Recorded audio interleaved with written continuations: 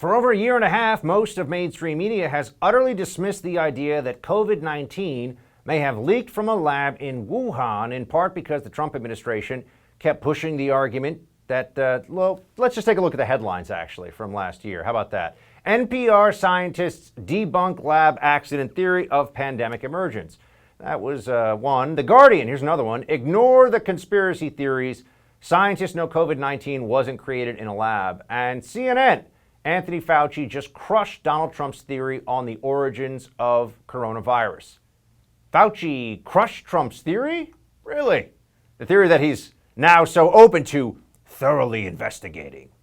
Are you still confident that it developed naturally? No, I'm not convinced about that. I think that we should continue to investigate what went on in China until we find out, to the best of our ability, exactly what happened. Liz Wheeler has been following this story for the past year. She just launched a new video podcast, The Liz Wheeler Show. And in the first episode, which is out today, she breaks down the connections between the possible COVID leak from a lab in Wuhan, Fauci's funding for it from the NIH, and the bat lady that brought it all together. Whoa, we got a lot to cover here. Liz, welcome. Buck, thank you so much for having me. It's great to be here. Okay, let's start with what is the most compelling case, and I know that you could probably spend an hour talking about it. I'm sure you do a lot of it on the podcast you just launched, but give us the abbreviated, the executive summary of, did this come from a lab based on the evidence we know, based on a preponderance of the evidence? What do you say? Well, first of all, I would say Fauci's a liar, obviously.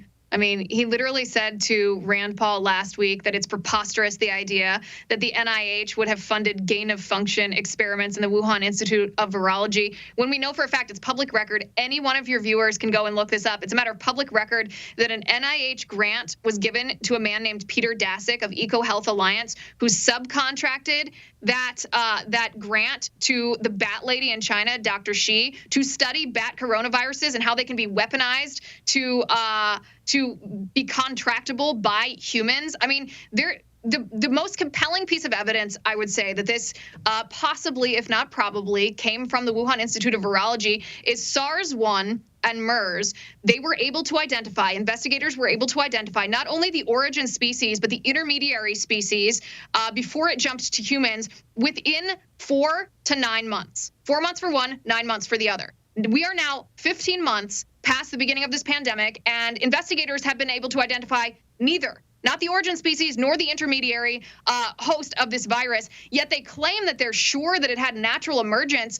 Well, based on what? I mean, science, you're supposed to provide evidence of your hypothesis, and there is no evidence for their hypothesis. The only evidence is a letter that Peter Daszak organized in the Lancet last year. Peter Daszak, the same man who contracted from the NIH to give that funding to the bat lady to study the bat coronaviruses, how they can be weaponized to be contractable by humans.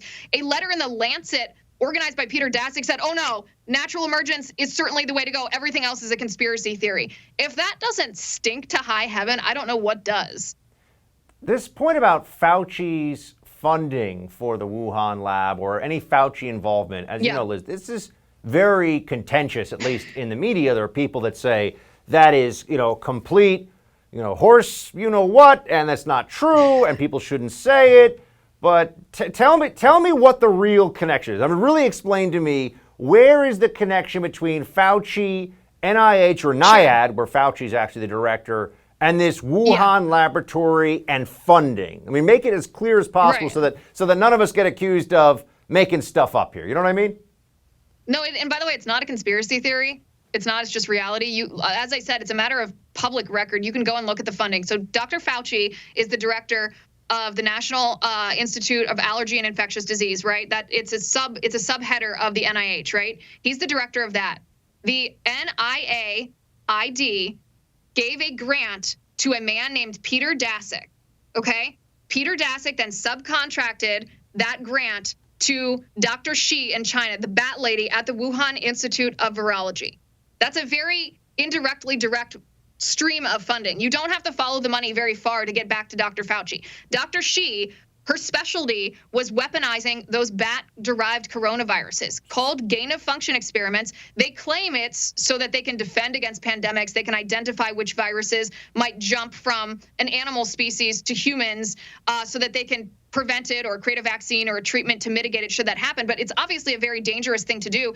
And the line of funding is just Dr. Fauci at the NIAID, to Peter Daszak at Eco Health Alliance, to Dr. Xi, the Bat Lady at Wuhan Institute of Virology. That's all there is to it. You can look it up for yourself.